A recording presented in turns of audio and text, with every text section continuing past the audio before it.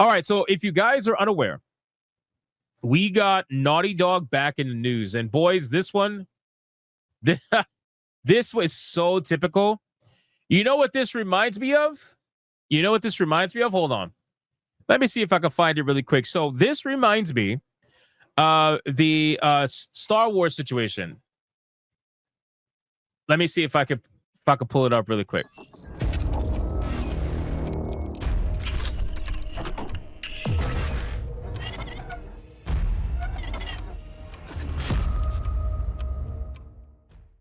So the woman,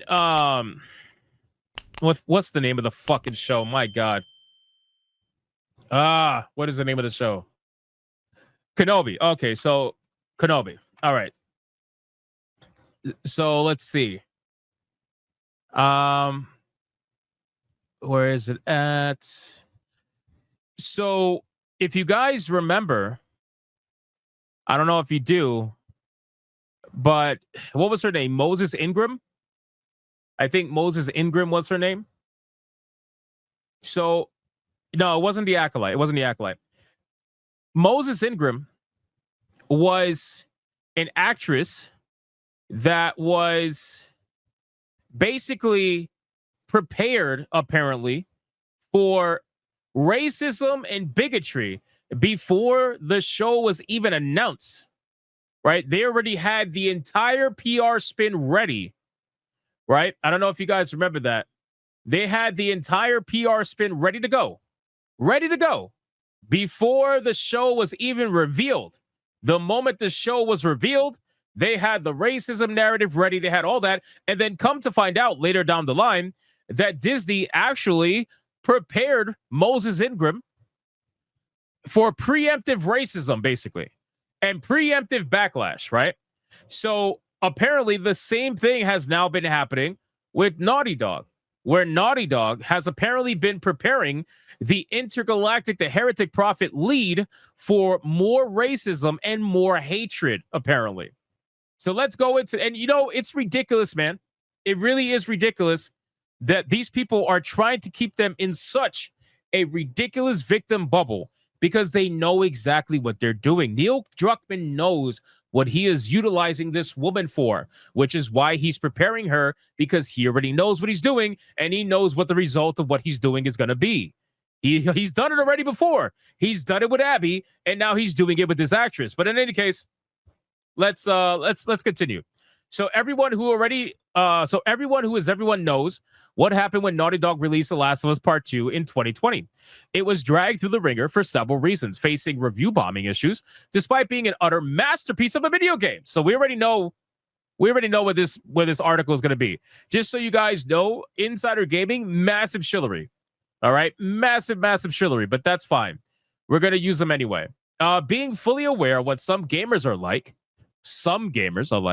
Naughty Dog's Neil Druckmann has been boot camping the lead actor in Intergalactic: The Heretic Prophet in a recent...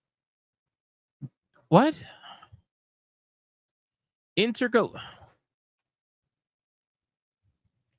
Bro, you're such a Naughty Dog shill that you can't even get the name of the fucking game right. This son of a bitch, this dumb motherfucker said Intergalactic: The Heretic Prophecy.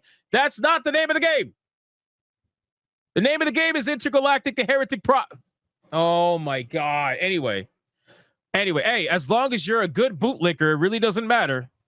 It doesn't matter. It's kind of like when Paris was like, hey, yeah, this takes place in the Path of Exile universe. Like, no. Don't you mean Pillars of Eternity? He's like, oh, yeah, that's right. That game. Fucking terrible, bro. Fix your shit. Anyway, in a recent interview, Tati Gabrielle revealed how she's been preparing for what might come. Oh, no, what might come. In a recent interview with Entertainment Weekly, Tati Gabrielle took a deep dive into her new role as Jordan Munn, the star of Naughty Dog's next epic, Intergalactic: The Heretic Prophet. Oh, so you fixed it in the second one, but you didn't fix it in the first one. I thought you guys proofread and all that stuff, or I guess not. Unfortunately, part of what she revealed was around the hate she and her character had already received following the grand reveal of the game in December of 2024 at the Game Awards. So here's what she said about the situation. This should be good. I got a lot of love, But there was a lot of hate over me being a woman. Oh no, it's because you're a woman, right? It's because you're a woman, right? Yeah, that's definitely it. Because Eve got the same amount of hate, also, for sure.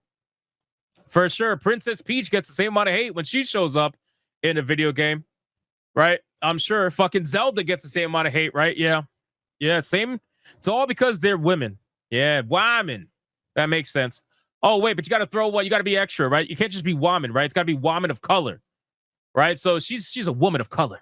Me having my head shaved, all these things that I didn't actually initially see. I'm out of the social media zeitgeist for that reason. I highly doubt you are, because some of the things we've seen you say on social media tells me that you are very much involved in the social media zeitgeist. But you know what? Whatever.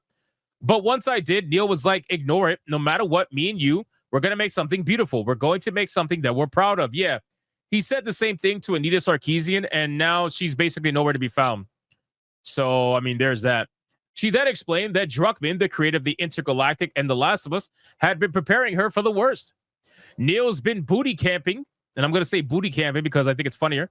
I know Troy's experience. I know Ashley's experience. I know Laura Bailey's experience. By Laura Bailey's experience, Gabrielle's referring to the unbelievable hatred levied at Laura Bailey for her portrayal of Abby, one of the playable characters in 2020's The Last of Us Part 2. Abby was responsible for taking the life of a beloved Joel Miller in a brutal attack of revenge, and some gamers couldn't let that go. Well, on top of the fact that it was done by a woman who has the body of a 5,000 calorie per day male in a non-apocalyptic setting, even though she is in an apocalyptic setting. But I guess, whatever. It got so bad that Laura Bailey's children had their lives threatened. Well, that's stupid. I don't agree with that. Tati Gabrielle is ecstatic about being part of the Naughty Dog family, and she has already more than dipped a toe in that water. She was in a live-action adaptation of Uncharted and is currently playing Nora in HBO's The Last of Us, which she will be in the next episode. I can't wait for that. There are people that are already commenting about her appearance, I believe, in the show's like teaser trailer or something like that for the next episode. I got to look into it. I plan to do a video on it in the next day or two. So we'll kind of check that out together. But yes, the reason why she's getting hatred, guys, in case you didn't know, is because she's a woman and she's a woman of color. That's it. That's their reason. They view this as the reason for why she's getting a lot of hate. And apparently it was enough for them to try to boot camp her and train her to handle the backlash that she supposedly was going to get. Right? And again, it's all because she's a woman and a woman of color. Even though there's plenty of women that are out there in video games that are doing perfectly fine that people love to see. There's also women and women of color that are in movies that everybody likes to see them as well. But no, when she's getting hatred, it's because she's a woman and a woman of color. And bald. Which she might have something for the bald thing. I'm not going to lie to you. The bald thing probably gets a lot of people feeling a certain way. But aside from that, everything else is like, I'm a victim. Like, I'm a victim. I'm the target of everybody's ire. Even though, to be honest with you, I don't know about you guys, but almost nobody's talking about this game. I don't know. Do we agree with that? Is that an agreeable statement? Because I don't remember anybody for the last, I don't know how many months talking about this game. Ever since it was shown off at the Game Awards, and there was that initial like week or two of people talking about it, nobody's talking about this game. This game is honestly completely dead. I'm sure people have forgotten about it. Some people anyway. I don't know of anybody talking about it. So again, it goes to show how little interest there actually is in this game, because I guarantee you the only people talking about it are probably either Naughty Dog shills or Sony shills. They're probably the only ones even referencing this game, especially in a positive way. So that's basically it for this particular story. Let's move on to the next story, the next major story for the night.